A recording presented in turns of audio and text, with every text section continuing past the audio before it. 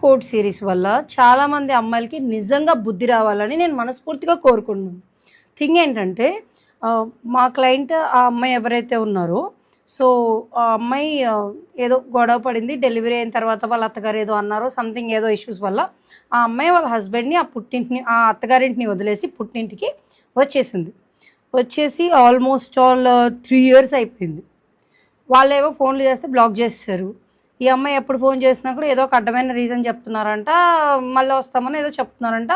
ఆ అమ్మాయికి ఆ అబ్బాయికి అసలు కాంటాక్ట్ కూడా లేదు 3 years.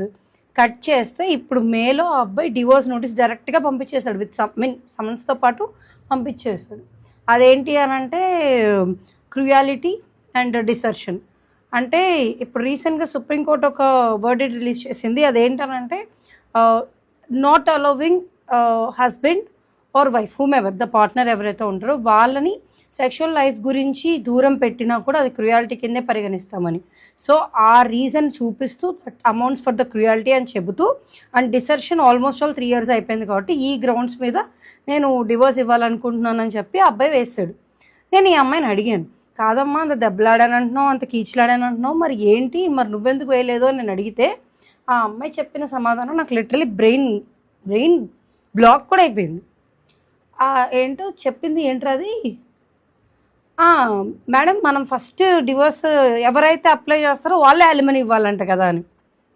అవునా సరే అయితే మరి ఇప్పుడు మీ హస్బెండ్ అప్లై చేస్తాడు కదా ఎంత ఇస్తాడంటే అలిమనీ అని అడిగాను. అందులో ఏంటి ఏమీ లేదు. They are not even mentioning, they are not even interested to talk.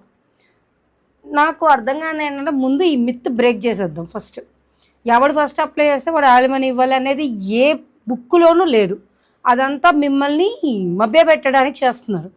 And second important thing ఏంటంటే పెద్ద మనుషులు. దీని గురించి నేను ఒక పెద్ద ఎపిసోడే చేస్తాను. ఎవరైతే పెద్ద మనుషులు అని చెప్పుకుంటున్నారో వాళ్ళ 2 sides మీరు జన్మలో ఊహించలేరు.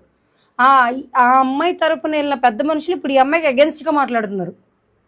ఫస్ట్ అంతా హస్బెండ్ దూరంగా ఉండాలి and everything has to be done only husband ఒప్పుకున్నప్పుడు అని చెప్పిన ఆ విషయం ఇప్పుడు వచ్చేసరికి నువ్వు ముందే వెళ్ళాల్సింది, నువ్వు ముందే చూసుకోవాల్సిందని చెప్పే రేంజ్కి వచ్చేసింది. So I meant to say once desertion అనే మోడ్ వచ్చింది అంటే that amounts to the divorce only. So ఏదున్నా ముందు స్టెప్ మనమే వేయాలి లీగల్గా, దెన్ ఓన్లీ అది స్ట్రాంగ్ ఉంటుంది.